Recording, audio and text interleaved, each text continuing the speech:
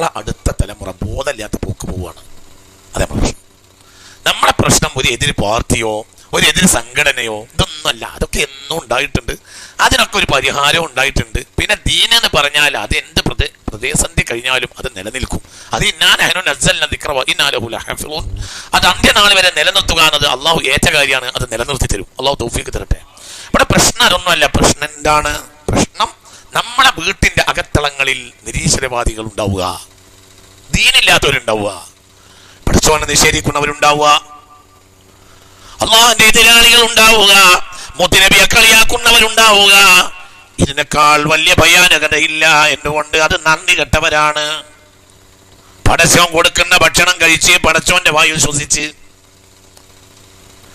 പടച്ചോൻ മാതാവിലും പിതാവിലും നിക്ഷേപിച്ചിട്ടുള്ള കഴിവിലും സൗകര്യത്തിലും ജനിച്ചു വളർന്ന മനുഷ്യരെ പടച്ച തമ്പുരാനെ നിഷേധിക്കുക, ഇതിനേക്കാൾ വലിയ നന്ദികേടില്ല.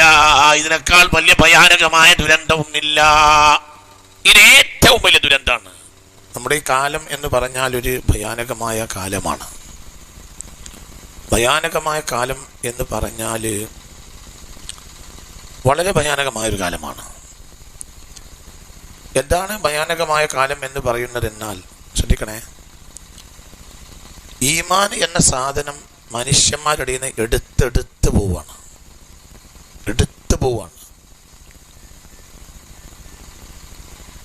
നിരീശ്വരവാദം വളർന്നുകൊണ്ടിരിക്കുന്നു. അള്ളാഹിനെ തന്നെ ചോദ്യം ചെയ്യുന്ന ആളുകൾ, മുസ്ലിം ആണുങ്ങൾ പെണ്ണുങ്ങൾ മലബാറിൽ ആയിരക്കണക്കിനാണ്. ആയിരക്കണക്കിന്, നൂറല്ല, ആയിരക്കണക്കിന്. മലബാറിൽ, പുറത്തെ നാട്ടിലത്തെ വർത്താനല്ല ഇപ്പം പറയുന്നത്, മലബാറിൽ കോഴിക്കോട്, കണ്ണൂർ, മലപ്പുറം, പാലക്കാട്, കാസർഗോഡ് ജില്ലകൾ, ഇതാണല്ലോ ഇപ്പോൾ മലബാർ എന്ന് പറഞ്ഞാൽ. മനസ്സിലാവണില്ലേ പറഞ്ഞത്? ആ ജില്ലകളിൽ മുസ്ലിം ബാപ്പന്മാർക്കും ഉമ്മമാർക്കും പിറന്ന ആണ് പെണ്ണുങ്ങൾ അള്ളാഹുവിനെ നിഷേധിക്കുന്നവർ, ഖുർആനെ നിഷേധിക്കുന്നവർ, മുത്തുനബിയെ കളിയാക്കുന്നവർ സ്വല്ലല്ലാഹു അലൈഹി വസല്ലം ആയിരക്കണക്കാണ്. 1ഉം 2ഉം 10ഉം 100ഉം 200ഉം അല്ല. അള്ളാഹു നമ്മളെ കാത്തുരക്ഷിക്കട്ടെ. ഇതാണ് ദുരന്തം എന്ന് പറഞ്ഞാൽ. ഇതൊരു ദുരന്തമാണ്. ഇത് ഏറ്റവും വലിയ ദുരന്തമാണ്. ഇത് ഏറ്റവും വലിയ ദുരന്തം എന്ന് പറഞ്ഞാൽ ഇതിന് നമ്മൾ ചികിത്സിക്കണം. ഇതിന് ചികിത്സിച്ചിട്ടില്ലെങ്കിൽ വമ്പൻ ദുരന്തം വരാൻ പോവുകയാണ്. നമ്മളെ സംബന്ധിച്ചിടത്തോളം പിന്നെ നമ്മൾക്ക് ചില സംഘടനകൾ, ചില വിഭാഗങ്ങൾ നമുക്ക് എതിരാണ് എന്നതൊന്നും നമ്മളെ സംബന്ധിച്ചിടത്തോളം വലിയൊരു പ്രശ്നമൊന്നുമല്ല. എന്തുകൊണ്ട്? ഏത് കാലഘട്ടത്തിലും പ്രശ്നങ്ങളൊക്കെ ഉണ്ടായിട്ടുണ്ട്. അത് അള്ളാഹിൻ്റെ സഹായത്താൽ നമ്മളത് മറികടന്ന് പോയിട്ടുണ്ട്. അള്ളാഹു തആല സഹായിക്കട്ടെ. പിന്നെ ചില വിഭാഗങ്ങളിൽപ്പെട്ട ചില ആളുകൾ ജനങ്ങൾക്കിടയിലും കുഴപ്പമുണ്ടാക്കാനും മുസ്ലിം സമുദായത്തിനെതിരെ കുഴപ്പമുണ്ടാക്കാനും ശ്രമിക്കുന്നവരുണ്ട്. അവർ ഇല്ലയെന്ന് ഞാൻ പറയുന്നില്ലെങ്കിലും അത് ആ സമുദായത്തിൻ്റെ കാനേഷ്മാരിയിലേക്ക് ചേർത്ത് നോക്കിയാൽ വളരെ കുറവാണ്. അതൊന്നും വലിയൊരു ഭീഷണിയുമല്ല എന്ന് മാത്രമല്ല, ഇന്ത്യൻ മനസ്സ് എന്ന് പറഞ്ഞാൽ ഒരു സമാധാനമുള്ള മനസ്സാണ്. ഇന്ത്യൻ മനസ്സിനെ പെട്ടെന്നൊന്നും ഒരാൾക്ക് നശിപ്പിക്കാൻ കഴിയൂല. അങ്ങനെയൊന്നും ആരും വിചാരിക്കുകയും വേണ്ട. ഇന്ത്യൻ മനസ്സ് എന്ന് പറഞ്ഞാൽ ഒരു നന്മയുള്ള മനസ്സാണ്. ഒരു അടിസ്ഥാന നന്മ ഇന്ത്യയിലുണ്ട്. അത് ഇന്ത്യൻ ഭരണഘടന അതിന് ഏറ്റവും വലിയ തെളിവുമാണ്. ഇന്ത്യൻ ഭരണഘടന എന്ന് പറഞ്ഞാൽ ലോകത്ത് അങ്ങനെ ഒരു ഭരണഘടന ഉണ്ടാവൂല. അള്ളാഹു അങ്ങനത്തെ ഒരു ഭരണഘടന നമ്മുടെ നാട്ടിൽ അന്ത്യനാൾ വരെ നിലനിർത്തി തരട്ടെ. നമ്മളതിൽ അള്ളാഹിനോട് എപ്പോഴും നിസ്കരിച്ചുകൊണ്ട് പോലും ദുആ ചെയ്യണം. കാരണം ലോകത്ത് ഇങ്ങനൊരു നീതിയുക്തമായ ഒരു ഭരണഘടന ഉണ്ടാവില്ല. ഇന്ത്യയുടെ ഭരണഘടന എന്ന് പറഞ്ഞാൽ ലോകത്തിൻ്റെ ഒരു അഭിമാനമാണ്. ഇങ്ങനൊരു ഭരണഘടന ലോകത്തുണ്ടാവില്ല. അങ്ങനത്തെ ഒരു ഭരണഘടനയാണ് ഇന്ത്യൻ ഭരണഘടന. ലോകത്ത് നീതിക്കും ധർമ്മത്തിനും സത്യത്തിനും വേണ്ടി നിലകൊള്ളുന്ന ഇങ്ങനത്തെ ഒരു രാജ്യവും ലോകത്ത് വേറെ ഉണ്ടാവില്ല. അപ്പം ആ രാജ്യത്തെ നശിപ്പിക്കാനൊന്നും ഇവിടെ അങ്ങനെയൊന്നും ആർക്കും കഴിയൂല. കഴിയുന്നൊന്നും ആരും വിചാരിക്കേണ്ട. അതൊക്കെ ചരിത്രം അതിനൊക്കെ തിരുത്തും. ഇൻഷാ അല്ലാഹ്. അല്ലാഹു തആല തൗഫീഖ് തരട്ടെ. വളരെ നമ്മൾ ചിന്തിക്കണം. ചില അപശബ്ദങ്ങൾ ഉണ്ടാകുമ്പോൾ തന്നെ ഒറ്റ വാക്ക് പറഞ്ഞ് ഞാൻ പെട്ടെന്ന് അവിടുന്ന് പോവാണ്. ഒരു ഉദാഹരണം പറഞ്ഞ് ഞാൻ അവിടുന്ന് പോവാണ്. മുസ്ലിം സമുദായത്തിനെതിരെ ചില ആളുകൾ ചില അപശബ്ദങ്ങൾ ഉണ്ടാക്കുമ്പോൾ തന്നെ മുസ്ലിം സമുദായത്തിന് പിന്തുണ കൊടുത്തുകൊണ്ട് അതാത് സമുദായങ്ങളിൽ നിന്ന് മറ്റു സമുദായങ്ങളിൽ നിന്ന് മുസ്ലിം സമുദായത്തെ പിന്തുണ കൊടുത്തുകൊണ്ട് സഹായിക്കുന്ന ആയിരക്കണക്കായ ആളുകളും രംഗത്തുണ്ട്. അപ്പൊ അതൊന്നും ഒരു പ്രശ്നമാണെന്ന് നിങ്ങൾ വിചാരിക്കേണ്ട. ഏത് കാലഘട്ടത്തിലും പ്രതിസന്ധി ഉണ്ടായിട്ടുണ്ടല്ലോ. മുത്ത് മുഹമ്മദ് മുസ്തഫ സ്വല്ലല്ലാഹു അലൈഹി വസല്ലമ തങ്ങളെ മയ്യിത്തെടുക്കുന്നതിന് 3-ാം ദിവസം തന്നെ സക്കാത്ത് നിഷേധിച്ചവരുണ്ടായിട്ടില്ലേ? അള്ളാന്റെ ഹബീബ് മരിച്ചവരോട് ഞങ്ങൾ സക്കാത്ത് കൊടുക്കൂല എന്ന് പറഞ്ഞ സമുദായ നാമധാരികൾ വരെ ഉണ്ടായിട്ടുണ്ട്. വളരെ നമ്മൾ ചിന്തിക്കണം. ബഹുമാനപ്പെട്ട ഉസാമത്ത് ബിൻ സയ്യിദ് റളിയല്ലാഹു അൻഹുവിന്റെ നേതൃത്വത്തിലുള്ള ഒരു സംഘം ആളുകൾ പരിശുദ്ധ ദീന് പ്രചരിപ്പിക്കാൻ വേണ്ടിയിട്ട് ഷാമിലേക്ക് പോയ സന്ദർഭത്തിലാണ് സിദ്ദീഖുൽ അക്ബർ റളിയല്ലാഹു അൻഹു ഭരണാധികാരം ഏറ്റെടുക്കുന്നത്. അപ്പോൾ ഉമർ ബിൻ ഖത്താബ് റളിയല്ലാഹു അൻഹു സിദ്ദീഖ് തങ്ങളോട് പറയാണ്, സിദ്ദീഖേ, നിങ്ങൾ ഉസാമത്ത് ബിൻ സയ്യിദിന്റെ പടയെ തിരിച്ചു വിളിക്കി. ശ്രദ്ധിക്കണേ, അങ്ങോട്ട് ശ്രദ്ധിക്കണേ. നിങ്ങൾ ഉസാമത്ത് ബിൻ സയ്യിദിന്റെ നേതൃത്വത്തിലുള്ള പടയെ നിങ്ങൾ തിരിച്ചു വിളിക്കി സിദ്ദീഖേ എന്ന്. ഇവിടെ തന്നെ പല പ്രശ്നങ്ങളുണ്ടല്ലോ. അപ്പൊ ആ പ്രശ്നമുള്ള സമയത്ത് ഷാമിൽ ഒരു ഒരു പട വേണ്ട, അതുകൊണ്ട് നിങ്ങൾ അവരെ തിരിച്ചു വിളിക്കും എന്ന് പറയുന്നുണ്ട്. മഹാനായ സയ്യിദ് ഉമർ ബിൻ ഖത്താബ് അടക്കം പറയുന്നുണ്ട്. ആരോട്? സിദ്ദീഖുൽ അക്ബറിനോട് റളിയല്ലാഹു അൻഹു.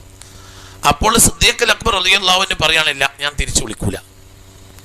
മദീനത്ത് എന്ത് കുഴപ്പമുണ്ടായാലും ഞാൻ തിരിച്ചു വിളിക്കൂല. അതൊക്കെ എന്നല്ലെങ്കിൽ നാളെ തീരും. മുത്ത് മുഹമ്മദ് മുസ്തഫ തങ്ങൾ വഫാത്തായത് കൊണ്ട് ഞാൻ റസൂലുള്ള പറഞ്ഞയച്ചൊരു പടയെ ഞാൻ മടക്കി വിളിക്കൂല. മദീനയിലെ ജനങ്ങളെ മുഴുവനും ആരെങ്കിലും വന്ന് കൊന്നിട്ട് മയ്യത്തുകളെ നായ്ക്കൾ കടിച്ചു വലിക്കണ ഒരു സാഹചര്യം വന്നാൽ പോലും ഞാൻ അള്ളാന്റെ റസൂൽ പറഞ്ഞയച്ചൊരു പടയെ മടക്കി വിളിക്കൂല. അതൊന്നും ഞാൻ ചെയ്യൂല എന്ന് ബഹുമാനപ്പെട്ട സിദ്ദീഖുൽ അക്ബർ റളിയല്ലാഹു അൻഹു. ഇതിൻ്റെ ഒരു അർത്ഥമുണ്ട്. എന്താണ്? പ്രശ്നങ്ങളും പ്രതിസന്ധികളും അന്നുണ്ട്, സിദ്ദീഖുൽ അക്ബറിന്റെ കാലത്തുമുണ്ട്. ഒരു ഖലീഫ മാത്രമാണ് പായെ കിടന്ന സമാധാനത്തിൽ മരിച്ചത്. ബാക്കി മൂന്ന് ഖലീഫയും ഷഹീദാണ്. Syedna Umar bin Khattab ഷഹീദാണ്. എവിടെ വെച്ച് ഷഹീദാണ്? മദീനയിൽ വെച്ച് ഷഹീദാണ്. ഉസ്മാൻ ബിൻ അഫ്ഫാൻ മദീനയിൽ ഷഹീദാണ് റളിയല്ലാഹു അൻഹു. അലിയുൽ മുർത്തള റളിയല്ലാഹു അൻഹുവിന്റെ അവസ്ഥ പറയുകയും വേണ്ട, അവരും ഷഹീദാണ്. മനസ്സിലായില്ലേ പറഞ്ഞത്? ഒരു സിദ്ദീഖുൽ അക്ബർ തങ്ങൾ മാത്രമാണ് പായെ കിടന്ന് മരിക്കണത്. അതും അവർ ഷഹീദ് തന്നെ. എന്തുകൊണ്ട്? അവർ സൗർ ഗുഹയിൽ വെച്ച് പാമ്പ് പിടിച്ചിട്ടുണ്ട്. ആ പാമ്പിന്റെ വിഷം പൊങ്ങി വന്നതാണ്. അപ്പോൾ ഹുക്മിൽ ഷഹീദ് തന്നെ. പാമ്പ് കടിച്ച് മരിക്കുന്നവർക്ക് ഷഹീദിന്റെ സ്ഥാനമാണ്.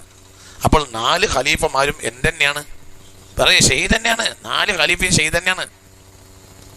അപ്പൊ ഈ പ്രതിസന്ധികളും പ്രയാസങ്ങളൊക്കെ ഏത് കാലത്തും ഉണ്ടാവും. അതിന് നമ്മൾ ബേജാറാവണ്ട. അതൊക്കെ കാലം അത് തിരുത്തും, പ്രശ്നങ്ങൾ പരിഹരിക്കും. അതിന് നമ്മൾ ബേജാറാവണ്ട. ഇപ്പോൾ ഞാൻ തുടക്കത്തിലും തന്നെ ഒരു കാര്യം പറയുകയാണ്, പലപ്പോഴും പറയാറുള്ളത് പോലെ നമ്മൾക്കിടയിൽ നിരാശ ഉണ്ടാക്കുന്ന വാക്കുകൾ പറയരുത്. നിരാശ ഉണ്ടാക്കുന്ന വാക്കുകൾ പറയാൻ പാടില്ല. 4 ആൾ കൂടിയിരുന്നാൽ ഇപ്പം നമ്മൾ നിരാശയുള്ള വർത്താനം പറയുക. നമ്മളെ കാര്യം പോക്കാണ്, നമ്മുടെ സമുദായം പോക്കാണ്, നമ്മൾ അങ്ങനെ പോക്കാണ്, ഇങ്ങനെ പോക്കാണ് എന്ന് പറയും. അത് തെറ്റാണ്. അങ്ങനെ പറയാൻ പാടില്ല. എന്തുകൊണ്ട്? ഇന്നഹു ലാ യയഅസു മിർ റൗഹില്ലാഹി ഇല്ലൽ ഖൗമുൽ കാഫിറൂൻ. നിരാശ ബാധിച്ചാൽ ആ ജനത കാഫറായി മാറുമെന്ന് ഖുർആൻ പറയുന്നുണ്ട്. അള്ളാഹു കാക്കട്ടെ. ഇന്നിപ്പോൾ ഒരാൾ മഗ്‌രിബ് നിസ്കരിച്ചില്ലാന്ന് സങ്കല്പിക്കുക, ഇന്നൊരാൾ മഗ്‌രിബ് നിസ്കരിച്ചില്ലാന്ന് സങ്കല്പിക്കുക. നമ്മളൊക്കെ മഗ്‌രിബ് നിസ്കരിച്ചിട്ടുണ്ട്. ഒരാൾ മഗ്‌രിബ് നിസ്കരിച്ചില്ലാന്ന് സങ്കല്പിക്കുക എങ്കിലത് കളയാണ്. മരിക്കുന്ന മുമ്പ് കള വീട്ടിയാൽ കുറ്റത്തിന് ആ ഒരു അളവിലെ കുറ്റത്തിന് ഒഴിവാകും. ബാക്കി അള്ളാഹ്ക്ക് വേണമെങ്കിൽ അവനോട് ചോദിക്കാം. എന്താണെങ്കിലും കാഫിറാവൂല. ഇന്നത്തെ മഗ്‌രിബ് നിസ്കരിച്ചിട്ടില്ലെങ്കിൽ ഒരാൾ കാഫിറാവൂല. പക്ഷെ നിരാശ ബാധിച്ചാൽ കാഫിറാവും. നിരാശ പറയരുത്. ഇന്നഹു ലാ യയഅസു മിർ റൗഹില്ലാഹി ഇല്ലൽ ഖൗമുൽ കാഫിറൂൻ. യാ ബനി യദ്ഹബൂ ഫതഅസ്സസൂ മിൻ യൂസുഫ വഅഖീഹി വലാ തയഅസൂ മിർ റൗഹില്ലാഹി ഇന്നഹു ലാ യയഅസു മിർ റൗഹില്ലാഹി ഇല്ലൽ ഖൗമുൽ കാഫിറൂൻ. മക്കളെ, ഇവിടെ ഇരിക്കല്ലേ, മിസ്രിൽ പോയി അന്വേഷിക്കുക യൂസുഫിനെ അലൈഹിസ്സലാം. അനുജൻ ബെന്യാമീനെ പോയി നിങ്ങൾ അന്വേഷിക്കുക. വലാ തയഅസൂ മിർ റൗഹില്ലാഹി. അല്ലാഹുവിന്റെ ഭാഗത്ത് നിന്ന് റഹ്മത്ത് വരുമെന്ന കാര്യത്തിൽ നിങ്ങൾ നിരാശപ്പെട്ടു പോകരുത്. പടച്ചോന്റെ റഹ്മത്ത് വരും. ഒക്കെ കഴിഞ്ഞു, ഇനി റഹ്മത്തൊന്നും വരൂല. അങ്ങനെ നിരാശയിൽ സംസാരിക്കരുത്. എന്തുകൊണ്ട്? യാക്കൂബ് നബി മക്കൾ ഉപദേശിക്കുന്ന വാക്ക് പരിശുദ്ധ സൂറത്ത് യൂസുഫിൽ കാണാം. അല്ലാഹു നാഫിഅ ഇൽമിനെ തരട്ടെ. എന്നിട്ട് അവിടെ വാക്ക് അവസാനിപ്പിക്കുന്നിടത്ത് പറയുന്ന വാക്ക് എന്താ? ഇന്നഹു ലാ യയഅസു മിർ റൗഹില്ലാഹി ഇല്ലൽ ഖൗമുൽ കാഫിറൂൻ. ഒരു സമുദായം കാഫിറായി തീരുമ്പോഴേ അവർക്ക് നിരാശ സംസാരിക്കുകയുള്ളൂ. അല്ലാഹു നമ്മളെ കാക്കട്ടെ. ഇന്നിപ്പോൾ നമ്മളൊരു അവസ്ഥ വളരെ ആപത്തിലേക്ക് പോവുകയാണ്. അതായത് 4 ആൾ കൂടിയാൽ എന്ത് പറയും? നിരാശ പറയാതെ പറയാൻ പാടില്ല. നമ്മളെ കാര്യം അങ്ങനെയാണ്. നമുക്ക് ആളില്ല, നമ്മൾ പാർലമെന്റിൽ പോക്കാണ്, നമ്മൾ നിയമസഭ, അങ്ങനെ പറയരുത്. അതൊക്കെ ഒരു സമയം സെക്കൻഡ് കൊണ്ട് അട്ടിമറിച്ച് ജനാധിപത്യം പുനഃസ്ഥാപിക്കാൻ ആർക്ക് കഴിയും? അള്ളാഹ്ക്ക് കഴിയില്ല. ഇതൊന്നും നമ്മളെ കയ്യിലല്ലല്ലോ. ഇന്നൽ അർളില്ല, ഭൂമിയുടെ ഉടമക്കാരൻ ഇപ്പോഴും ആരെന്നെയാണ്? ഈ ജഗന്നിയന്താവായ പഠിച്ചവനല്ലേ. നിങ്ങൾ ഇത്ര പഠിക്കണം, മുമ്പിനെ ചിന്തിക്കണം. അപ്പൊ ഇവിടെ ഞാൻ പറഞ്ഞ വിഷയം എന്തെന്നാൽ അതൊന്നുമല്ല നമ്മളെ പ്രശ്നം. നമ്മളെ പ്രശ്നം എന്താ നിങ്ങൾ ശരിക്കും മനസ്സിലാക്കണം. നമ്മളെ പ്രശ്നം നമ്മളെ അടുത്ത തലമുറ ബോധമില്ലാത്ത പോക്ക് പോവുകയാണ്. അത് നമ്മളെ പ്രശ്നം. നമ്മളെ പ്രശ്നം ഒരു എതിര് പാർട്ടിയോ ഒരു എതിര് സംഘടനയോ ഇതൊന്നുമല്ല. അതൊക്കെ എന്നും ഉണ്ടായിട്ടുണ്ട്. അതിനൊക്കെ ഒരു പരിഹാരം ഉണ്ടായിട്ടുണ്ട്. പിന്നെ ദീനെന്ന് പറഞ്ഞാൽ അത് എന്ത് പ്രതിസന്ധി കഴിഞ്ഞാലും അത് നിലനിൽക്കും. അത് അത് അന്ത്യനാൾ വരെ നിലനിർത്തുക എന്നത് അള്ളാഹു ഏറ്റ കാര്യമാണ്. അത് നിലനിർത്തി തരും. അള്ളാഹു തൗഫീഖ് തരട്ടെ. ഇവിടെ പ്രശ്നം അതൊന്നുമല്ല. പ്രശ്നം എന്താണ്? പ്രശ്നം നമ്മളെ വീട്ടിന്റെ അകത്തളങ്ങളിൽ നിരീശ്വരവാദികൾ ഉണ്ടാവുക, ദീനില്ലാത്തവരുണ്ടാവുക, പഠിച്ചോനെ നിഷേധിക്കുന്നവരുണ്ടാവുക, അള്ളാഹുവിന്റെ എതിരാളികൾ ഉണ്ടാവുക, മുത്തുനബിയെ കളിയാക്കുന്നവരുണ്ടാവുക. ഇതിനേക്കാൾ വലിയ ഭയാനകതയില്ല. എന്തുകൊണ്ട്? അത് നന്ദി കെട്ടവരാണ്. പടച്ചോൻ കൊടുക്കുന്ന ഭക്ഷണം കഴിച്ച് പടച്ചോന്റെ വായു ശ്വസിച്ച് പടച്ചോൻ മാതാവിലും പിതാവിലും നിക്ഷേപിച്ചിട്ടുള്ള കഴിവിലും സൗകര്യത്തിനും ജനിച്ച് വളർന്ന മനുഷ്യരെ പടച്ച തമ്പുരാനെ നിഷേധിക്കുക. ഇതിനേക്കാൾ വലിയ നന്ദികേടില്ല. ഇതിനേക്കാൾ വലിയ ഭയാനകമായ ദുരന്തവുമില്ല. ഇത് ഏറ്റവും വലിയ ദുരന്തമാണ്. 970 വരെ നമുക്ക് വിദ്യാഭ്യാസം ഇല്ല. അപ്പോഴാണ് നമുക്ക് വിദ്യാഭ്യാസം വേണമെന്ന് പറഞ്ഞ നേതാക്കൾ രംഗത്ത് ഇറങ്ങിയത്. അന്ന് അവർ ചെയ്യാനുള്ള കാരണം എന്താണ്? അന്ന് അവർ വിദ്യാഭ്യാസത്തെ തേടി രംഗത്തിറങ്ങാനുള്ള ഒരു അടിസ്ഥാന കാരണം എന്തെന്നാൽ,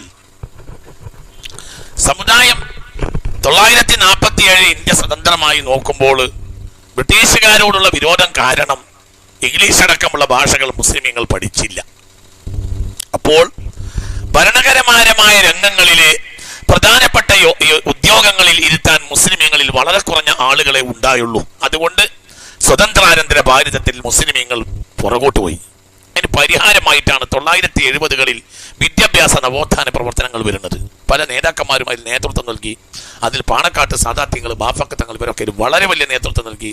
സമസ്ത കേരളമേത്തുലമ അടക്കമുള്ള പ്രസ്ഥാനങ്ങളിലൊക്കെ വലിയ സേവനം അർപ്പിച്ചു. അള്ളാഹു അതൊക്കെ സ്വീകരിക്കട്ടെ. പക്ഷെ ഇന്നത്തെ പ്രശ്നം വേറൊരു പോലാണ്. ഇന്ന് എന്താ പ്രശ്നം? ആ വിദ്യാഭ്യാസം ഒരളവോളം അത് വളരെ ഉപകാരമായിരുന്നെങ്കിൽ പോലും അടിസ്ഥാനം മറന്ന വിദ്യാഭ്യാസത്തിലേക്ക് പോയപ്പോൾ സ്വന്തം വീട്ടിന്റെ നടുവിൽ നിരീശ്വരവാദികൾ ഉണ്ടായി എന്നതാണ് ഏറ്റവും വലിയ ദുരന്തം. അള്ളാഹു നമ്മളെ കാത്തിരക്ഷിക്കട്ടെ. ഇങ്ങോട്ട് കയറിയിരിക്കുക. അവിടെയൊക്കെ ദൂരെ ഇരിക്കുന്ന ആളുകൾ നിങ്ങൾക്കൊക്കെ ഇങ്ങോട്ടൊക്കെ കയറിയിരിക്കുക, ഇങ്ങോട്ടൊക്കെ ഇരിക്കുക, ഇവിടെയൊക്കെ ഇരിക്കുക. അപ്പൊ നമ്മൾ ഇതിന് പരിഹാരം ഉണ്ടാവണം. എന്താ പരിഹാരം? ഞാൻ പ്രശ്നങ്ങൾ പറയുന്നില്ല, അതിന് പരിഹാരം ഉണ്ടാവണം. എന്താ പരിഹാരം? സ്വന്തം വീടിനെ ഇസ്ലാമികവൽക്കരിക്കാൻ വേണ്ടി അധ്വാനിക്കണം. ഏറ്റവും വലിയ കാര്യം എന്തെന്നാൽ പുണ്യ മുഹമ്മദ് മുസ്തഫ സല്ലല്ലാഹു അലൈഹി വസല്ലമയെ മക്കൾക്ക് പഠിപ്പിച്ചു കൊടുക്കുന്നതിൽ മാതാപിതാക്കൾ പരാജയപ്പെടുകയാണ്. അവ്വലു വാജിബിൻ അലൽ ആബാഇ യുഅല്ലിമു ഔലാദഹും അന്ന നബിയനാ മുഹമ്മദൻ സല്ലല്ലാഹു അലൈഹി വസല്ലം ഉലിദ ബിമക്ക വദുഫിന ബിൽ മദീന എന്ന് മുഹമ്മദ് മുസ്തഫ എന്നെ മഹാന്മാർ രേഖപ്പെടുത്തിയിട്ടുണ്ട്. അത് പരിശുദ്ധ ദീനിന്റെ ഒരു അടിസ്ഥാന വാക്യമാണ്. മാതാപിതാക്കളെ എവിടെയാണ് അവിടെ സംഭവിക്കുന്നത് എന്നാൽ എന്താ സംഭവിക്കുന്നത്? സംഭവിക്കുന്ന ഏറ്റവും വലിയ കാര്യം യഥാർത്ഥ അടിസ്ഥാനം മക്കൾക്ക് പഠിപ്പിക്കുന്ന കാര്യത്തിലും വീടിനെ ഇസ്ലാമികവൽക്കരിക്കുന്ന കാര്യത്തിലും മാതാപിതാക്കൾ പരാജയപ്പെടുന്നതാണ് ഇന്നത്തെ ദുരന്തങ്ങളുടെ അടിസ്ഥാനം. അള്ളാഹു നമ്മളെ കാത്തിരക്ഷിക്കട്ടെ. അല്ലാതെ വേറെ ഒന്നുമല്ല. മറ്റു സമുദായങ്ങളോട് ഇടപഴകുന്നത് പോലും അല്ല. അങ്ങനെ ആരും വിചാരിക്കണ്ട. അങ്ങനെയല്ല. ഞാൻ മനസ്സിലാക്കിയിടത്തോളം മറ്റു സമുദായങ്ങളോടുള്ള ഇടപഴക്കം ഇന്ന് ഒരളവിൽ കുറഞ്ഞോണ്ടിരിക്കുകയാണ്. എന്റെ കുട്ടിക്കാലത്ത് നമ്മുടെ വീടുകളിലൊക്കെ അന്യ സമുദായക്കാർ ഇഷ്ടം പോലെ ഇടപഴകുന്നുണ്ട്. പക്ഷേ നമ്മുടെ അടിസ്ഥാനത്തിനൊരു കുഴപ്പമില്ല. നിങ്ങൾക്കതൊക്കെ ഓർമ്മ ഉണ്ടോ ആവോ? നമ്മുടെ വീടുകളിൽ ഉദാഹരണം കൃഷിപ്പണിയാണല്ലോ പ്രധാനപ്പെട്ട പണികൾ. ഈ കൃഷിപ്പണികളിലൊക്കെ സഹകരിച്ചാ ചെയ്യുക. അല്ലെ അങ്ങനെ തന്നെയല്ലേ? ഒരു 10 ആള് കൈക്കോട്ട് കൊട്ടാനുണ്ടെങ്കിൽ 5 ഉണ്ടാവും, അല്ലെങ്കിൽ 4 6 ആയിരിക്കും. 6 ആള് പറയേ അന്യ സമുദായക്കാർ, 4 ആള് നമ്മളാള്, അങ്ങനെയല്ലേ പറയേ? എല്ലാ കാര്യങ്ങളിലും ഒരു വീട്ടിലൊരു പ്ലാവുമ്പലും ഒരു ചക്ക ഉണ്ടാവുകയാണെങ്കിൽ അടുത്ത വീട്ടിലെ കൃഷ്ണന്റെ അവിടെ കൊടുത്തിട്ട് നമ്മൾ എടുത്ത് എടുക്കൂ. ഇതൊക്കെ പഴയ കാലം മോസ്ലിയാരും തങ്ങളും നാടനും ഒക്കെ കണക്കായി കാര്യത്തിൽ. അതായത് ഭയങ്കര ഇടപഴക്കവും സ്നേഹവും ബന്ധമൊക്കെ ഉണ്ടായിരുന്നു. പക്ഷെ ലക്കും ദീനുക്കും വലിയ ദീൻ അല്ലെ, അങ്ങനെ തന്നെയല്ലേ? അവരെ മതത്തെയും സൂക്ഷിച്ച് ജീവിക്കും. നമ്മള് പറയും അങ്ങനെ തന്നെയല്ലേ? നമ്മളെ മതത്തെയും സൂക്ഷിച്ച് അങ്ങനെ വളരെ ഭംഗിയായി അങ്ങോട്ടും ഇങ്ങോട്ടും ബഹുമാനിച്ചൊക്കെ ഇവിടെ കഴിഞ്ഞു പോയിരുന്നു. അതൊന്നുമല്ല പ്രശ്നം.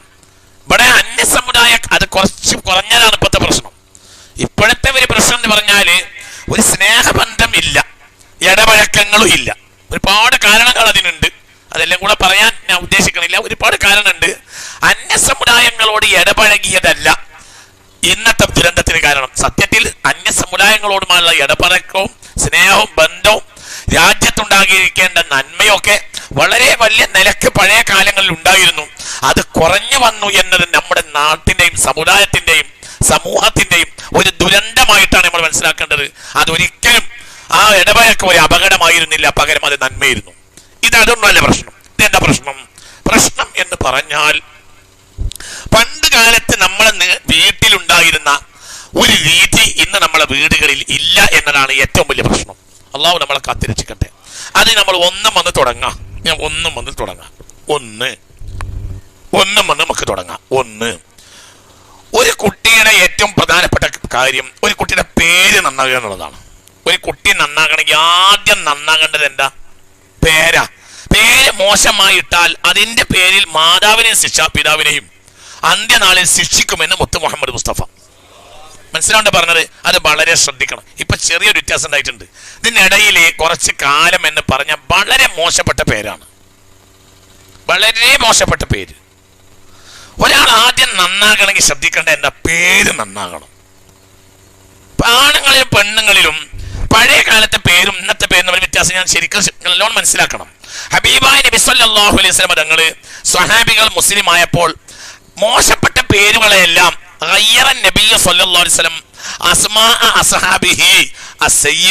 ചീത്തയായ പേരൊക്കെ നബി മാറ്റി. എന്നിട്ട് ഏത് പേരാക്കി? പറയും, മനസ്സിലായില്ലേ? ഇങ്ങനെ പറഞ്ഞൂടെ? പേരിൽ എന്താണ് അങ്ങനെ പറഞ്ഞൂടാ. പേരുണ്ടായാൻ വേണ്ടി അങ്ങനെ പറയാൻ പാടില്ല. ഒരു കാര്യം നല്ലതാണെങ്കിൽ ഒന്നാമതായി അതിന്റെ പേര് നന്നാണ്. പേര് നന്നാണ്. ഇതിലിപ്പോ ഗാനമേള എന്ന് പേരിട്ടാണ് പേര് പറയാൻ പറ്റുമോ? പറയും മനുഷ്യന്മാരെ, പറയും. അങ്ങനെ പേരിട്ടല്ലോ. എന്താ ഇവിടെ നടക്കണത്? അവിടെ എന്തോ ഒരു കുതിരവിടലാണ് എന്ന് പേരിട്ടു. എന്നിട്ട് പിന്നെ വയറു പറഞ്ഞു. ഇവിടെ എന്തെന്നെ പേരുണ്ട്? അതൊരു ദിക്റിന്റെ മജ്‌ലിസാണ്, അല്ലെങ്കിൽ ഇൽമിന്റെ മജ്‌ലിസാണ്, അല്ലെ? അങ്ങനെ തന്നെയല്ലേ? ആദ്യം എന്ത് മനസ്സിലാവണ്ട പറഞ്ഞത്?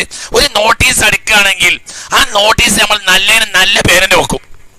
മതപ്രഭാഷണം, ഏകദിന മതപഠന ക്ലാസ്, അല്ലെ? അങ്ങനെ തന്നെയല്ലേ? പറയും മനുഷ്യന്മാരെ. ദിക്ർ മജ്‌ലിസ്, ദുആ മജ്‌ലിസ്, ഒരു കാര്യത്തിന്റെ അടിസ്ഥാനം ആദ്യം അതിന്റെ പേരുകൊണ്ടാ. ലോകത്തെ ഏറ്റവും നല്ല പേര് അള്ളാഹ് മുത്തുനബിക്ക് കൊടുത്തു, മുഹമ്മദ്. മുഹമ്മദ്. കുട്ടി ജനിച്ചപ്പോൾ ഏഴാം ദിവസം അറവ് നടത്തിയിട്ട് അബ്ദുൽ മുത്തലിബ് എല്ലാവർക്കും ഭക്ഷണം കൊടുത്തു. അബ്ദുള്ള എന്നവർ നേരത്തെ വഫാത്തായി. മനസ്സിലായില്ലേ?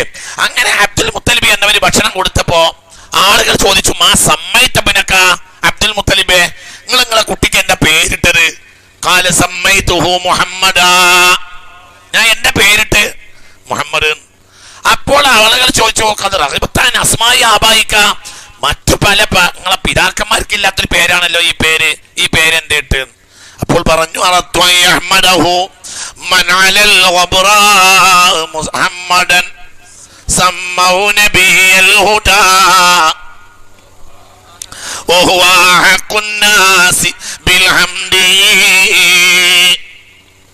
ഈ കുട്ടിയുടെ പേര് പോലെ തന്നെ എല്ലാവരും ഈ കുട്ടിയെ പ്രശംസിക്കണം. അത് ഞാൻ ഉദ്ദേശിച്ചു. അങ്ങനെ പേരിട്ട് കയറും.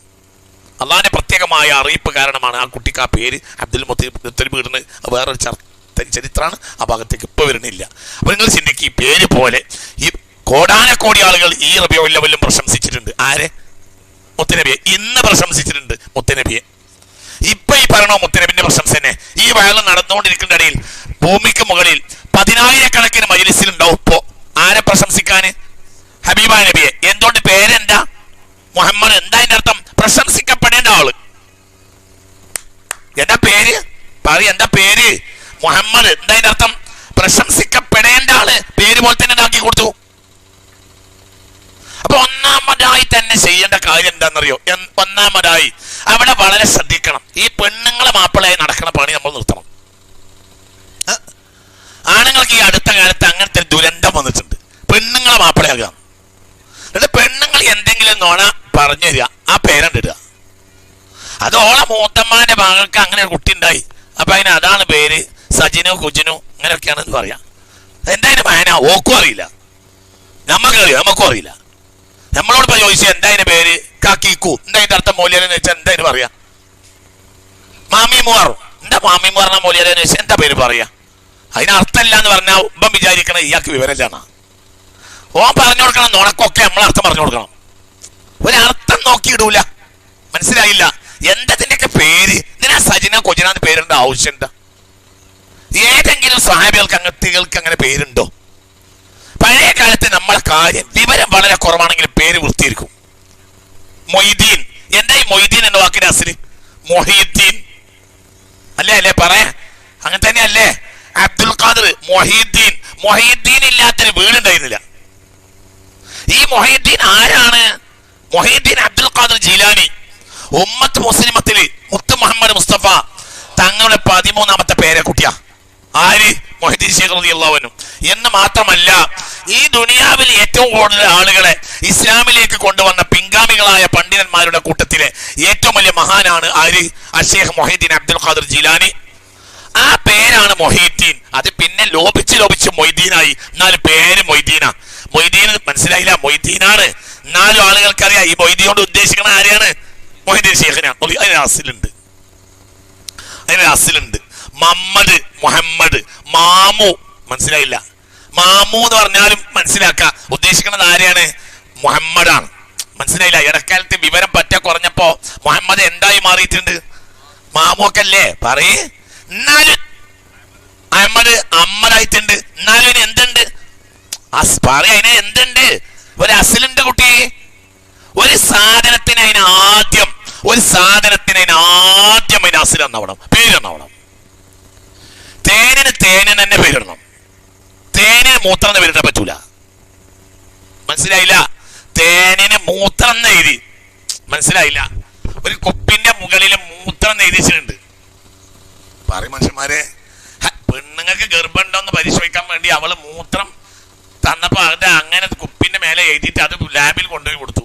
പിന്നെ ആ കുപ്പി മടക്കി കൊണ്ടുവന്നു, സ്റ്റിക്കർ പറിക്കാൻ മറന്നുപോയി. കുപ്പി കഴുകി എണ്ണാക്കി. പിന്നെ അതിൽ എന്തൊഴിച്ച്? തേനൊഴിച്ച്. അതിന് മൂല്യര് വന്ന് ഇതാക്കെ, അല്ലെങ്കിൽ ആരോ ഒരാൾ വന്ന് ഇവിടെ തേനുണ്ടോന്ന് ചോദിച്ചു. ആ ഉണ്ട്. ആ കുപ്പി തേൻ കൊണ്ടേ കൊടുത്താൽ മൂപ്പരതൊക്കെ കുടിക്കാൻ ഇടങ്ങാറുണ്ടോ? മനസ്സിലായില്ല? അപ്പൊ പുരക്കാരൻ എന്ത് പറഞ്ഞ് ബേജാറാണ്ട, അത് പണ്ട് അങ്ങനെ ഓളെ മൂത്രം കൊണ്ടേ കൊടുത്തപ്പോ ഒരു സ്റ്റിക്കർ ഒട്ടിച്ചതാണ്. പിന്നെ സ്റ്റിക്കർ മറന്നുപോയതാണ് പറിക്കാന്. പിന്നെ പലവട്ടം അത് പിന്നെ ചരലും മണലും വെള്ളമൊക്കെ ഇട്ട് പലവട്ടം കഴുകിയിട്ടുണ്ട്. ഓളെ മൂത്രം ഒന്നും അതിലില്ല. അതിൽ ബേജാറാവുന്നതുകൊണ്ട് ഈ കുടിച്ച സാധനം എന്തെന്നെയാണ്? തേനെന്ന് പറഞ്ഞാലും കുടിക്കൂല. കാരണം സ്റ്റിക്കർ എഴുതിയത് എന്താ? സ്റ്റിക്കറിന് എഴുതിയാൽ എന്താ? മൂത്രം. നേരെ മറിച്ച് തേനെന്നാണ് സ്റ്റിക്കർമുള്ളത് നോക്കുക. മനസ്സിലായില്ല? തേനെന്നാണ് സ്റ്റിക്കർ ഉള്ളത് നോക്കുക. ഉള്ളിൽ എന്താണെന്ന് വെക്കുക? ഉള്ളിൽ തേനല്ലടോ, ഉള്ളിലുണ്ട്. തിരിച്ച് പുറത്തെ സ്റ്റിക്കറിന് എന്താ ഉള്ളത്? തേന്. മനസ്സിലായി? പിന്നെ പരിപാടി പങ്കെടുത്തപ്പോ ആ പരിപാടിയിൽ ഇങ്ങനെ തേൻ കൊടുത്തതാ. അപ്പൊ ഒരു 100 റുപ്യ വാങ്ങി സ്റ്റേജിൽ നിന്ന് തേൻ കൊടുത്തു. ആ തേനിന്റെ ഉള്ളിൽ പിന്നെ എന്തായിരുന്നത്? തേനൊക്കെ കഴിഞ്ഞപ്പോ ഇങ്ങനെ പരിശോധിക്കാനുള്ള മൂത്രമാക്കി വെച്ചതാ. നോക്ക, ഇത് ഇങ്ങനെ ജനൽ പൊടിമ കണ്ടാൽ പുറത്ത് എന്താ ഉള്ളത്? തേന് നെരിച്ച ഏതൊരാളും ഒന്ന് തൊള്ളിയിൽ വെച്ച് നോക്കും. അപ്പൊ നോക്കുമ്പോ ആ പുള്ളിയാണ്. എന്തോ ഇങ്ങനെ മനുഷ്യനെ പറ്റിക്കാൻ പാടുണ്ടോന്ന് പിന്നെ പറഞ്ഞാലും അകത്ത് പോവും. എന്തുകൊണ്ട്? മൂത്രം തൊള്ളി പായും. എന്തുകൊണ്ട്? പുറത്ത് എഴുതി വെച്ചത് എന്താണ്? തന്നെ ഒരു മനുഷ്യൻ ആദ്യം നന്നാവേണ്ട പേരാണ്. ഒരു മനുഷ്യൻ ആദ്യം നന്നാവേണ്ട പേരാണ്. നിങ്ങൾ ചിന്തിക്ക്. മക്കൾക്ക് ഖദീജ എന്ന പേരുള്ള ആളുകൾക്ക് കൈപ്പൊക്കാം. 1 ബാക്കിയുള്ളവർക്കൊന്നും പെൺകുട്ടികളില്ലേ? ആയിക്കോട്ടെ, മനസ്സിലായില്ലേ പറഞ്ഞത്? ഖദീജ. ആരാ ഖദീജ? ഖദീജ എന്ന് പറഞ്ഞാൽ കമുല മിനൻ റിജാലി കസീറൂന വലം യക്മുൽ മിനൻ നിസാഇ ഇല്ലാ സലാസ. ഖദീജ ബിൻത് ഖുവൈലിദ് എന്ന് മുഹമ്മദ് മുസ്തഫ. പൂർണ്ണതയിലെത്തിയ ഒരുപാട് പുരുഷന്മാർ ഉണ്ടായിട്ടുണ്ട്, എന്നാൽ സ്ത്രീകളിൽ പൂർണ്ണത എത്തിയ ആളുകൾ വളരെ കുറഞ്ഞ ആളേ ഉള്ളൂ. അതിൽപ്പെട്ട ഒരാൾ എന്റെ ഭാര്യ ഖദീജ ആണെന്ന് മുഹമ്മദ് മുസ്തഫ സല്ലല്ലാഹു അലൈഹി വസല്ലം. സ്വർഗത്തിലേക്കുള്ള ഏറ്റവും ദറജ ഉയർന്ന പെണ്ണിന്റെ പേരാണ് ആര്? എന്ത്? ഖദീജ. എന്താണ് ആ പേര് കുട്ടി കിട്ടാൻ? ചിന്തിക്കണം. അല്ലാഹു തആല ഒരു പേര് നന്നാകുക എന്ന് പറഞ്ഞാൽ തന്നെ വലിയ കാര്യമാണ്. പേരെന്നാണ് ഖദീജ, ആയിഷ, ഫാത്തിമ, നല്ല നല്ല പേരാണ്. നഫീസ. എന്താ നഫീസ? അമൂല്യം, വില മടിക്കാനാവാത്തവള്, വില കുറഞ്ഞവളല്ല, വില മടിക്കാനാവാത്തവള്. അവളുടെ വില നിശ്ചയിക്കാൻ കഴിയുകയില്ല. എന്താണ് എന്തിന്റെ അർത്ഥം? നഫീസ, നഫീസ. അള്ളാഹു നമുക്ക് തൗഫീഖ് തരട്ടെ. അള്ളാഹു തആല തൗഫീഖ് തരട്ടെ. നിങ്ങളെ ചിന്തിക്കണം. നഫീസാന് പേരുള്ള ആളുകൾ ഇഷ്ടം പോലെ നമ്മുടെ വീടുകളിൽ പെണ്ണുങ്ങൾ ഉണ്ടായിരുന്നു. എന്താ കാരണം? മഹദിയായ നഫീസത്തുൽ മിസ്രിയ റളിയല്ലാഹു അൻഹയുമായി നമ്മളെ കുടുംബങ്ങളിൽ ഉണ്ടായിരുന്ന ഒരു ബന്ധമാണ് ഇതിന് അടിസ്ഥാന കാരണം. എത്രയോ ആളുകൾ ഉണ്ടായിരുന്നു. അപ്പോൾ ഇവിടെ ഞാൻ വിഷയത്തിന്റെ ഒന്നാം ഭാഗം പറയുകയാണ്. പ്രിയപ്പെട്ട മുസ്ലിമീങ്ങളെ, പേരിൽ ഒരു കർശന രീതി നമ്മൾ കൊണ്ടുവരുന്ന വേണം. മുത്ത് മുഹമ്മദ് മുസ്തഫ സല്ലല്ലാഹു അലൈഹി വസല്ലമയുമായി ബന്ധപ്പെട്ട പേരിടണം. അത് നമ്മളൊരു വലുപ്പത്തിലാണ്. നമ്മളെ എന്ത് കാര്യം ഹബീബായ നബിയിലേക്ക് ചേർക്കണം. മുഹമ്മദ് മുസ്തഫ. ഉറക്കെ പറ, മുഹമ്മദ് മുസ്തഫ. മുത്ത് മുഹമ്മദ് മുസ്തഫ, മുത്ത് മുഹമ്മദ് മുസ്തഫ സല്ലല്ലാഹു അലൈഹി വസല്ലം. അല്ലാഹു തആല നമുക്ക് തൗഫീഖ് തരട്ടെ. എല്ലാ കുട്ടികളുടെ പേരും അല്ലാഹുവിന്റെ ഹബീബിലേക്ക് ചേർക്കണം. മുത്ത് മുഹമ്മദ് മുസ്തഫ സല്ലല്ലാഹു അലൈഹി വസല്ലം. അത് ആൺകുട്ടിയാണെങ്കിലും പെൺകുട്ടിയാണെങ്കിലും എല്ലാം ഹബീബായ നബി സല്ലല്ലാഹു അലൈഹി വസല്ലമയിലേക്ക് വെക്കണം. മുഅ്മിനീങ്ങളെ വളരെ ഇത് ചിന്തിക്കണം. പേര് നന്നാക്കി തന്നെ കൊണ്ടുവരണം. ഈ വിഷയത്തിൽ പെണ്ണുങ്ങളെ കണ്ടതിനെ മുഴുവനും പിന്നാലെ പോകുന്നത് അവസാനിപ്പിക്കണം. മാത്രമല്ല, പേരിന്റെ ഉത്തരവാദിത്തം പെൺവകക്കല്ല, ആൺവകക്കാണ്. وإني سميتها مريم وإني أعيذها بك وذريتها من الشيطان الرجيم. ഹന്നത്ത് ബീവിയുടെ ഭർത്താവായ ഇമ്രാൻ മരിച്ചുപോയി. അന്ന് ഹന്നത്ത് ബീവിക്ക് ഗർഭമുണ്ട്. ആ ഗർഭത്തിലിരിക്കുന്ന കുട്ടിക്ക് പേരിട്ടു ഹന്നത്ത് ബീവി. ആ പേരാണ് മറിയം എന്നത്. മറിയം എന്നാൽ അൽ ആബിദ, പടച്ചോനെ ഇബാദത്ത് ചെയ്യുന്ന പെണ്ണാണ് എന്നാണ് ഇതിനർത്ഥം. ഹിബ്രു ഭാഷയില് മറിയം എന്ന് പറഞ്ഞാൽ അതിന്റെ അർത്ഥം അൽ ആബിദ, പടച്ചോനെ പറയേ ആരാ ഇബാദത്ത് എടുക്കുന്ന പെണ്ണ് എന്നാണ് ഇതിന്റെ അർത്ഥം. അള്ളാഹു നമ്മളെ മക്കൾക്ക് വേണ്ടി തൗഫീഖ് തരട്ടെ. അവിടെ അതിന്റെ തഫ്സീറിൽ കാണാം എന്ത്? വൈന്നി സമ്മൈതുഹ മറിയമ.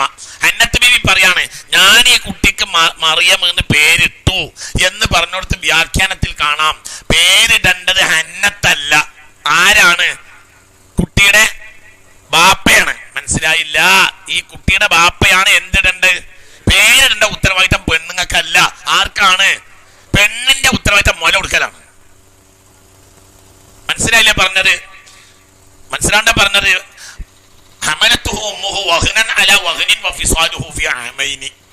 രണ്ടു കൊല്ലം നെഞ്ചിൽ ചേർത്ത് പിടിച്ച് മുല കൊടുക്കുക എന്നുള്ളത് പെണ്ണിന്റെ ഉത്തരവാദിത്തം. അതേ സമയത്ത് പേരിടൽ എന്നത് ആണിന്റെ ഉത്തരവാദിത്തം.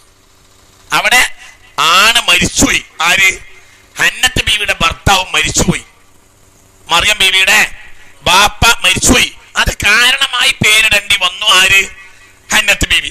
ഇല്ലെങ്കിൽ അവിടെ ഹന്നത്ത് ബീവി പേരിടൂല എന്ന് ഈ ആയത്തിന്റെ വ്യാഖ്യാനത്തിൽ കാണാം. അപ്പൊ ആണുങ്ങൾ ശരിക്കും മനസ്സിലാക്കണം, എന്തെങ്കിലും പേരിടരുത്. അതിന്റെ പേരിൽ നമ്മൾ അള്ളാന്റെ കോടതിയിൽ എന്തിനാ കുടുങ്ങുന്നത്? നമ്മളെ കുട്ടികളെ പേര് മോശമാക്കിയാൽ എവിടുന്ന് പിടിക്കും? എവിടുന്ന് പിടിക്കും? ഒരു മനുഷ്യന്റെ പേര് മോശമായാൽ എവിടുന്ന് പിടികൂടും? മഹ്ശറിന്ന്. അപ്പോൾ അള്ളാന്റെ ഭാഗത്ത് വിളിയാളുണ്ടാവും. അള്ളാഹ്ക്ക് അറിയും. അറിയാത്തോണ്ടല്ല. ആരാണ് ഈ പേരിട്ടത്? പേരിട്ട ആളെ കൊണ്ടുവരും. അവൻ അതിന്റെ പേര് ശിക്ഷ അനുഭവിക്കും. എന്ത് മനസ്സിലായില്ലേ? മനസ്സിലോട്ട് പറഞ്ഞത്, കുട്ടികൾക്ക് മോശപ്പെട്ട പേരിട്ട് പോയാൽ അതിന്റെ പേരിൽ ശിക്ഷ അനുഭവിക്കേണ്ടി വരും മാതാപിതാക്കൾ. അള്ളാഹു നമ്മളെ കാത്തി രക്ഷിക്കട്ടെ. ഇത് വളരെ ശരിക്കും നമ്മൾ മനസ്സിലാക്കണം. ഹബീബായ മുത്ത് മുഹമ്മദ് മുസ്തഫ സ്വല്ലല്ലാഹു അലൈഹി വസല്ലമ തങ്ങളോടുള്ള ബന്ധം, അത് പേര് എന്ന നിലക്ക് വളരെ വൃത്തിയായ പേരിടണം, നല്ല പേരിടുക, വളരെ ചിന്തിക്കണം. ഇത് ഈ വീട്ടിലും പിന്നെ ഖദീജ ഉണ്ടാവും, ആ വീട്ടിലും ഖദീജ ഉണ്ടാവും. അപ്പോൾ നമ്മൾ ഓമന പേര് കൊണ്ട് മറ്റുമൊക്കെ അഡ്ജസ്റ്റ് ആക്കിയ ഒരു കാലം കഴിഞ്ഞു വെച്ചിട്ടുണ്ട് അല്ലെ? ഓർമ്മയില്ലാരൊക്കെ ഓമന പേര് അല്ലെങ്കിൽ വലിയോള് ചെറിയോള് ഇങ്ങനെയൊക്കെ അങ്ങനെ പേരിടും, ശ്രദ്ധിക്കണം. രണ്ടാമത്തെ ഒരു കാര്യം എന്തെന്നാൽ, പ്രിയപ്പെട്ട സഹോദരിമാർ ചിന്തിക്കുകയും സഹോദരന്മാർ പ്രത്യേകമായി മനസ്സിലാക്കുകയും ചെയ്യേണ്ട ഒരു കാര്യം, ഗർഭകാലഘട്ടങ്ങളിൽ മാതാവ് ചെയ്യുന്ന കാര്യങ്ങൾ, ഗർഭകാലഘട്ടത്തിൽ മാതാവ് ചെയ്യുന്ന കാര്യങ്ങൾ ഭ്രൂണത്തെ സ്വാധീനിക്കും, അത് കുട്ടിയെ സ്വാധീനിക്കും. അത് വളരെ ശ്രദ്ധിക്കണം. മനസ്സിലായില്ല?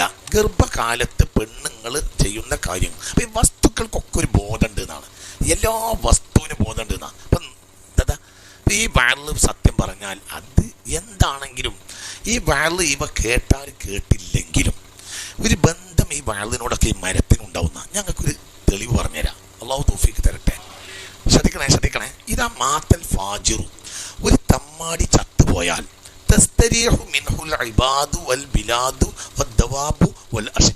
എന്ന് മുഹമ്മദ് മുസ്തഫ.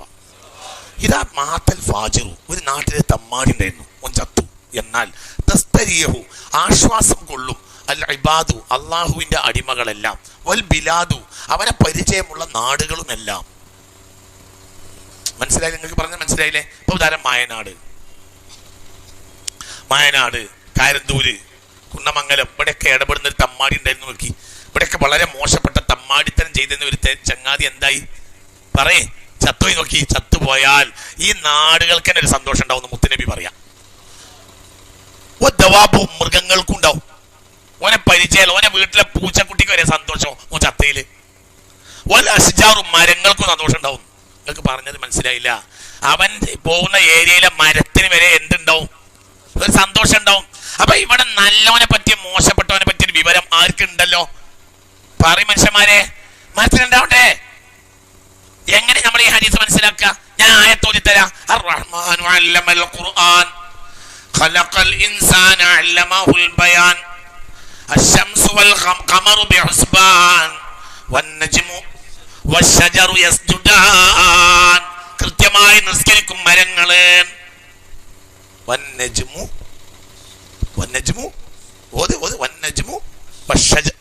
എന്താർത്ഥം? മരം. യസ്ജുദാൻ, അതെല്ലാം കൃത്യമായി എന്ത് ചെയ്യും? സുജൂദ് ചെയ്യും. ഇപ്പൊ നമ്മളെ വീട്ടു വളപ്പിലെ നിസ്കാര മരത്തിന് സുബയും ലൂറും കഥ ഉണ്ടാവില്ല, നമ്മക്ക് കഥ ഉണ്ടായാലും യസ്ജുദാനി കൃത്യമായി എന്ത് ചെയ്യും? കൃത്യമായി എന്ത് ചെയ്യും? നിസ്കരിക്കും. എല്ലാ മൃഗങ്ങളും നിസ്കരിക്കും. ഇപ്പൊ കോഴി കൂവുന്ന നേരത്ത് എണീറ്റ് കോഴി കൂവുന്ന അനുസരിച്ച് നിങ്ങൾ ദുആ ചെയ്യണമെന്ന് മുഹമ്മദ് മുസ്തഫ. കോഴി കൂണ കേട്ടാൽ നിങ്ങൾ എണീറ്റിട്ട് എന്ത് ചെയ്യണം? വേഗം എണീറ്റിട്ട് ദുആ എടുക്കണം. ആ കോഴി കൂണിന് മുമ്പ് തന്നെ എണീക്കുക.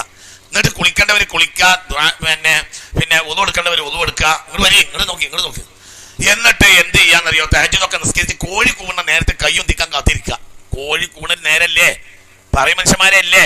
അതായത് വെളുപ്പിന് സുബഹിയോട് അടുത്ത നേരത്താണ് എന്ത് ചെയ്യുക? കൊഴുക. കോഴി കൂണ കേട്ടാൽ നിങ്ങൾ എന്ത് ചെയ്യണം?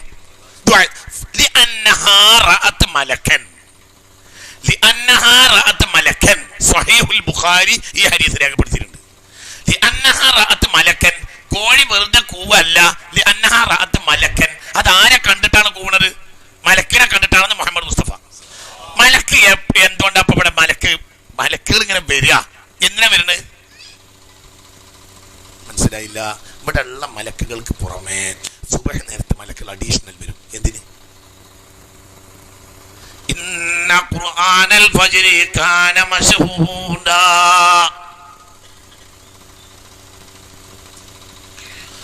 വഖുർആനൽ ഫജ്രി ഇന്ന ഖുർആനൽ ഫജ്രി കാന മശ്ഹൂദാ.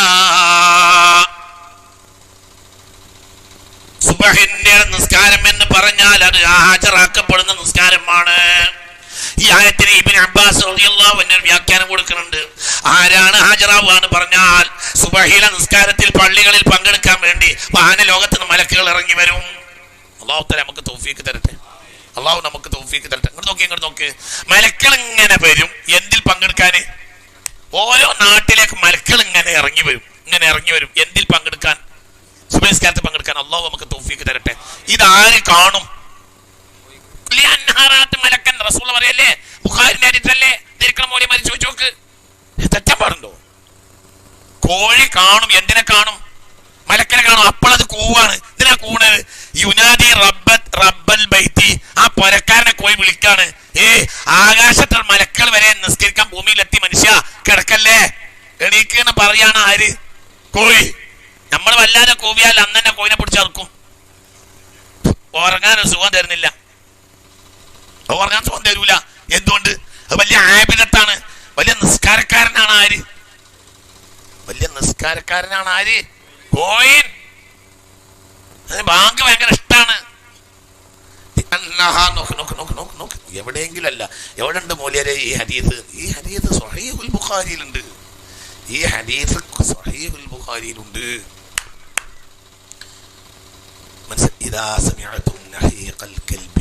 അതേ സമയത്ത് നായ കുരക്കണതാണ് രാത്രി നിങ്ങൾ കേട്ടാൽ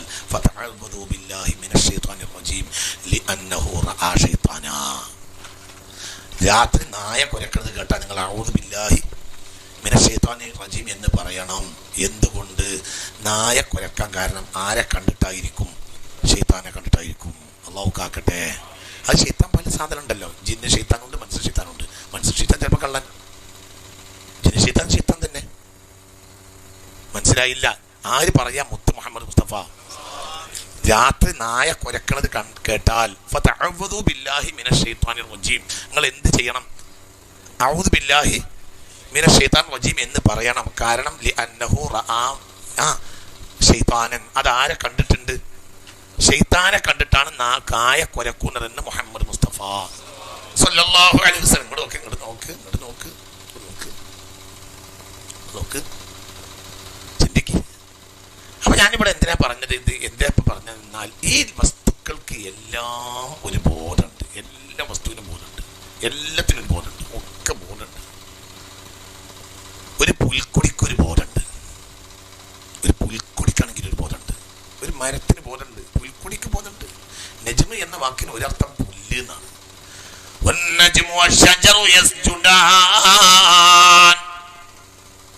പുല്ലും മരവും എല്ലാം സുജൂദ് ചെയ്തുകൊണ്ടേയിരിക്കും. ചിറക് വിടർത്തി പറന്നു പോകുന്ന നേരമാണെങ്കിലും പറവകൾ അതിനെ നിസ്കരിക്കാൻ അറിയാ, അതിന് മദ്രസയിൽ ചേർക്കേണ്ട ആവശ്യമില്ല. സൂറത്തുൻ നൂർ,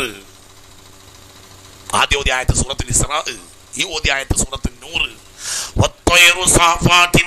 ചിറക് വിടർത്തി പറന്നു പോകുന്ന നേരമാണെങ്കിലും പറവകൾ നിസ്കരിക്കുകയും കുല്ലുൻ ഖദ അലിമ സ്വലാതഹു വ തസ്ബീഹഹു, അത് നിസ്കരിക്കുകയും ചെയ്യും, തസ്ബീഹും ചൊല്ലും. അതിന് നിസ്കാരമുണ്ട്, പറയും നിസ്കാരമുണ്ട്, തസ്ബീഹ്. ഖുർആനായി പറഞ്ഞത്. ഖുർആൻ ഹദീസല്ല. ഹദീസാണെങ്കിൽ ഒരാൾക്ക് പറയാം ലൈഫായിരിക്കും മൂല്യരൻ. ഖുർആനെ ലൈഫാക്കാൻ പറ്റും. ചിറക് വിടർത്തി പറന്നു പോവുകയാണെങ്കിൽ പോലും, മനസ്സിലായില്ലേ? ചിറക് വിടർത്തി അതിശീഘ്രം പറക്ക. അപ്പോഴും നിസ്കാരിക്കാൻ നേരായ പറവകൾ എന്ത് ചെയ്യും?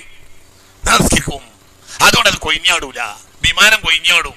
പറവകൾ മനുഷ്യന്മാരെ, പറവകൾ കൊയിഞ്ഞാടൂല. എന്തേ? അത് അള്ളാന്റെ ഹിഫ്ദിലായിരിക്കും.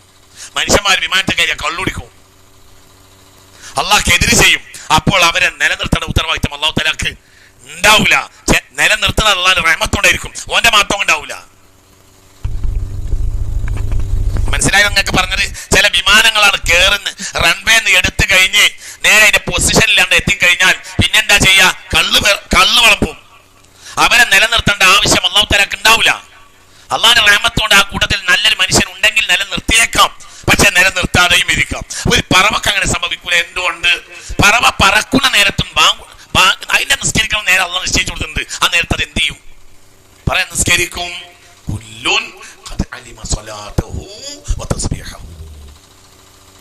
അത് നിസ്കരിക്കും, ചെല്ലും, തസ്ബീഹും ചെല്ലും. നഹാ റസൂലുള്ളാഹി സ്വല്ലല്ലാഹു അലൈഹി വസല്ലം അൻ ഖത്ലിൽ ലഫ്ദഇ, തവളകളെ കൊല്ലരുത് കേട്ടോ എന്ന് മുഹമ്മദ് മുസ്തഫ. നിങ്ങൾ തവളകളെ കൊല്ലരുത് എന്ന് മുഹമ്മദ് മുസ്തഫ. തവളകളിൽ വലിയ പാഠമുണ്ട് എന്ന് മുഹമ്മദ് മുസ്തഫ. ചിലപ്പോൾ അത് നിന്റെ കർണപുടങ്ങളെ ബുദ്ധിമുട്ടിക്കുന്ന ശബ്ദം പുറത്തു പിടിക്കും. എന്നാലും തവളകളെ നിങ്ങൾ ദ്രോഹിക്കരുതെന്ന് മുഹമ്മദ് മുസ്തഫ. എന്തുകൊണ്ട്? നിങ്ങൾക്ക് സുഖമില്ലാത്ത ചില ശബ്ദങ്ങൾ തവളകൾ പുറപ്പെടുവിക്കും, പക്ഷെ നിങ്ങൾ അതിൽ അലോരസപ്പെടരുത്. അതിന്റെ അണ്ണാക്കിൽ നിന്ന് വരുന്ന ശബ്ദം അത് അള്ളാഹ്ക്ക് ചെയ്യുന്ന തസ്ബീഹാണെന്ന് മുഹമ്മദ് മുസ്തഫ. തവളകളെ എപ്പോഴും തസ്ബീഹിലും, വെള്ളം അല്ലെങ്കിൽ തസ്ബീഹിലും, വെള്ളം ഉണ്ടെങ്കിൽ ഒച്ചത്തിൽ തസ്ബീഹിലും. കാരണം അതിന് ഏറ്റവും കൂടുതൽ സന്തോഷമുള്ള സമയമാണ് ഏത്? വെള്ളം, മഴ. അതിന്റെ ഇണയുമായി അത് കണ്ടുമുട്ടുക. തവളകളുടെ ഗർഭകാലം, പ്രസവകാലം ഒക്കെ വെള്ളം, മഴക്കാലമാണ്. അതിന്റെ ഭക്ഷണം വെള്ളത്തിൽ നിന്നാണ്. അപ്പൊ അതിന് ഭയങ്കര സന്തോഷമാണ്. എന്ത് പെയ്യുന്നുണ്ടാല് പറയും മനുഷ്യന്മാരെ, എന്ത് ചെയ്യുന്നുണ്ടാല്? മഴ പെയ്യുന്നുണ്ടാല് അതിന് ഭയങ്കര സന്തോഷം. അപ്പൊ എന്ത് ചെയ്യുന്നറിയോ? സാധാരണ തവള ഒച്ചട്ടിട്ടില്ലെങ്കിൽ പോലും നിങ്ങൾക്ക് തവളയെ കാണാൻ കഴിയും. ചിലപ്പോൾ ശബ്ദമൊന്നും ഉണ്ടാവില്ല, പക്ഷെ അതിങ്ങനെ മിടിക്കും. തവളനെ ശ്രദ്ധിച്ചിട്ടില്ലേ? അതിന്റെ ഇവിടെ ഇങ്ങനെ ഇളകും. അതെന്താ? തസ്ബീഹ്. തസ്ബീഹ്. അല്ലാഹു നാഫിഅ ഇൽമിനെ തരട്ടെ. മുഅ്മിനീങ്ങളെ ചിന്തിക്കണം. ഈ ലോകത്ത് ഏത് വസ്തുവിനും അല്ലാഹുമായി ബന്ധമുണ്ട്, മുത്തനബിയുമായി ബന്ധമുണ്ട്. അവർക്ക് പറയാം മുഹമ്മദ് മുസ്തഫ. ഏത് വസ്തുവിനുണ്ട്, ഏതൊരു ജന്തുവിനും ബന്ധമുണ്ട്, അല്ലാഹുമായി ബന്ധമുണ്ട്. ഏത് വസ്തുവിനും അതിൻ്റെ അല്ലാഹുവിൻ്റെ അടയാളങ്ങളാണ് അതൊക്കെ. അത് നമ്മൾ മറക്കരുത്. നമ്മൾ വളരെ ചിന്തിക്കണം. അല്ലാഹു സുബ്ഹാനഹു വ തആല നമുക്ക് നാഫിഅ ഇൽമിനെ തരട്ടെ. അല്ലാഹു അവൻ്റെ മുത്തഖീങ്ങളിലും സ്വാലിഹീങ്ങളിലും നമ്മളെ ചേർക്കട്ടെ. അല്ലാഹു നമുക്ക് തൗഫീഖ് നൽകട്ടെ.